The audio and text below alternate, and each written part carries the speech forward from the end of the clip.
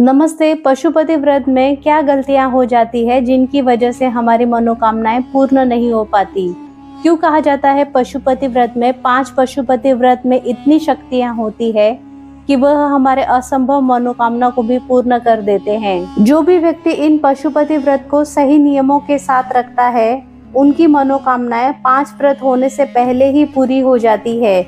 लेकिन वह क्या गलतियां होती है? वह छोटी छोटी गलतियां जिनके कारण व्रत खंडित हो जाता है या पूर्ण नहीं माना जाता। तो आज के वीडियो में मैं आपको उन्हीं गलतियों के बारे में बताऊंगी जिनको आपको ध्यान रखना चाहिए ताकि आपकी भी मनोकामनाएं पूर्ण हो जाए और आप कोई गलतियां ना दोहरा सके।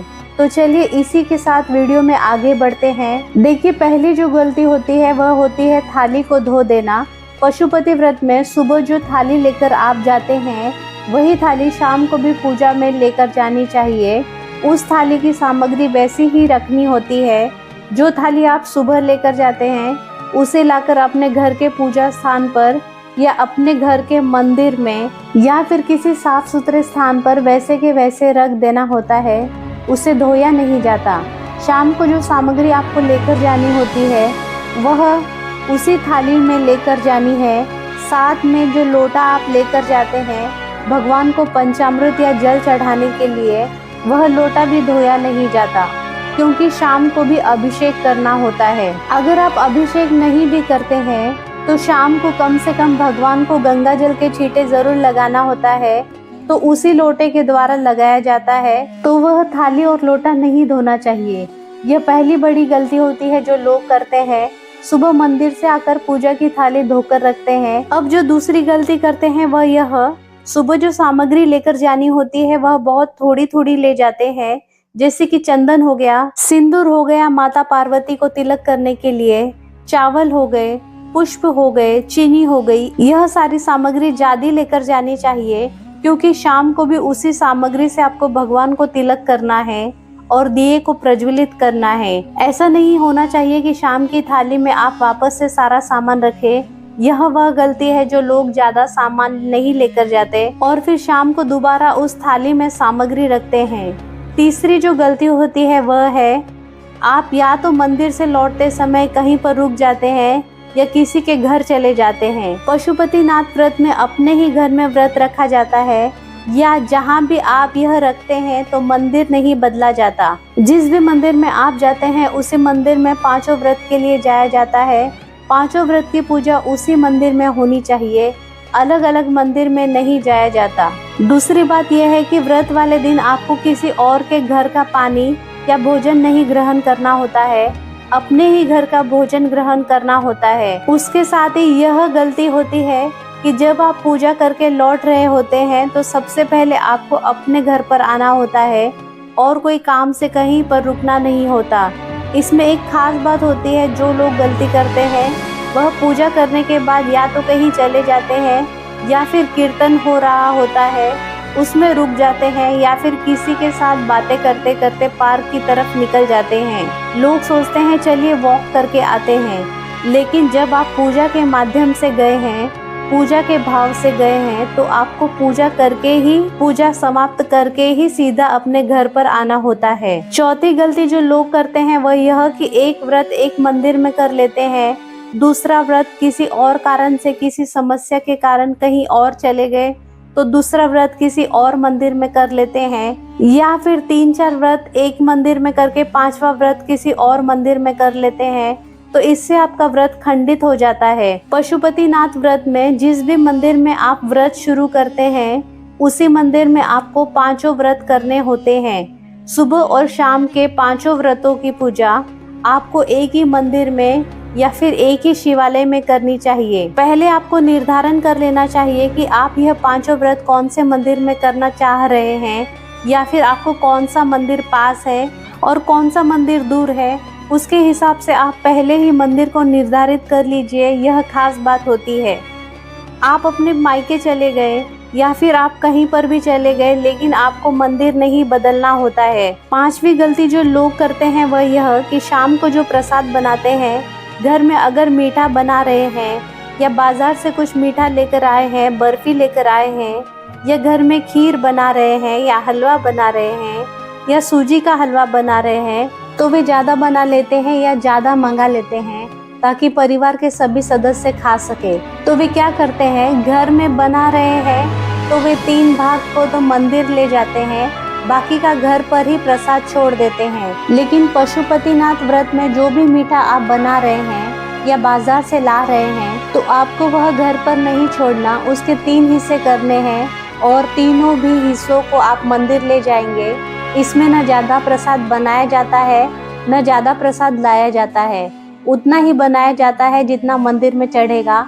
उसके भी 3 हिस्से होंगे, उससे ज्यादा न बनाया जाएगा न उससे ज्यादा लाया जाएगा। यह बहुत बड़ी गलती होती है जो लोग करते हैं, सोचकर कि मीठा बन रहा है तो परिवार के सभी सदस्य खा लेंगे, लेकिन नहीं, मीठा बन रहा है तो वह प्रसाद बन रहा है, परिवार के बाकी सदस्य इस प्रसाद को नहीं खा सकते। तो जो 3 भाग बांटे गए उसमें से 2 भाग आप मंदिर छोड़ेंगे और जो तीसरा भाग आप घर पर लेकर आएंगे, उसका कोई भी अंश कोई भी सदस्य नहीं खा सकता, वह पूरा प्रसाद आपको ही खाना होता है। और अगली गलती जो लोग करते हैं वह यह कि जो 6 दिए लगाए जाते हैं वह आपको घर से ही तैयार करके ले जाने होते हैं। उसमें घी डालना या फिर उसकी बाती बनाना, यह सारे काम मंदिर में नहीं किए जाने चाहिए। आपको पूरे दिए घर से ही तैयार करके ले जाने चाहिए।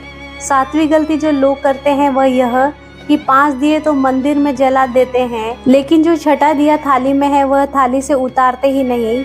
मंदिर में जाने के बाद हमें अपने थाली से सारे 6 दिए उतारकर मंदिर में रखने होते हैं। और जब हम दिया जलाते हैं उस समय और एक गलती होती है, जब हम दिए प्रज्वलित करते हैं भगवान के सामने तो हम अपनी मनोकामनाओं को, प्रार्थनाओं को भगवान से नहीं करते, केवल घी के दिए जला देते हैं। ऐसा नहीं करना चाहिए। जब आप घी के दिए जलाएं तो आपको उसी समय हाथ जोड़कर मन ही मन भगवान से प्रार्थना करनी चाहिए, जो भी आपकी मनोकामना हो पूरी करने के लिए। इस तरह एक एक दिए करके 5 दिए जला देने चाहिए और 5 दिए जलाने के बाद जो छठा दिया है वो वापस थाली में रखकर अपने घर लेकर आना चाहिए। अब 9वीं गलती जो लोग करते हैं वह यह कि प्रसाद के तीसरे भाग को वह मंदिर से ले आते हैं, लेकिन भोजन ग्रहण करने से पहले प्रसाद का वह तीसरा भाग नहीं खाते। हमें भोजन करने से पहले प्रसाद का वह तीसरा भाग खाना होता है। तो सबसे पहले आपको प्रसाद खाना है, उसके बाद ही भोजन करना है। 10वीं गलती जो लोग करते हैं वह यह कि वे 5वें व्रत में उद्यापन नहीं करते। कुछ लोगों को लगता है 5 व्रत रखने से छठे व्रत पर उद्यापन करना चाहिए। नहीं, 5 व्रत किए जाते हैं, 5वें व्रत वाले दिन ही उद्यापन करना चाहिए। यह गलती आप भूल से भी ना करें, क्योंकि कुल मिलाकर 5 ही व्रत किए जाते हैं। उद्यापन का दिन भी उन 5 व्रत में से आता है। जी हाँ, अगर बीच में आपकी तबीयत खराब हो जाए या फिर 5वां व्रत ना कर पाए या फिर आपको पीरियड्स आ जाए, आपका एक व्रत एक्स्ट्रा हो जाता है, लेकिन इसके अलावा और कोई भी छठा व्रत नहीं रखना होता और ना ही उस दिन उद्यापन करना होता है। और एक गलती जो स्त्रियां करती है वह यह कि अगर इन 5 व्रत के दौरान अगर उनका मासिक धर्म आ जाए या फिर पीरियड्स आ जाए तो वह उस व्रत को भी गिन लेती है, क्योंकि इस व्रत में कोई भी व्रत खाली नहीं छोड़ा जाता। अगर आपकी तबीयत खराब है और आप व्रत रखने की स्थिति में हैं और आपने व्रत रखा है तो आपको उस दिन के व्रत को गिनना नहीं चाहिए, क्योंकि उस दिन पूजा की नहीं जाती। ना ही आप भगवान के आगे दीपक जला सकते हैं, ना ही प्रसाद चढ़ा सकते हैं। तो ऐसी गलती ना करें।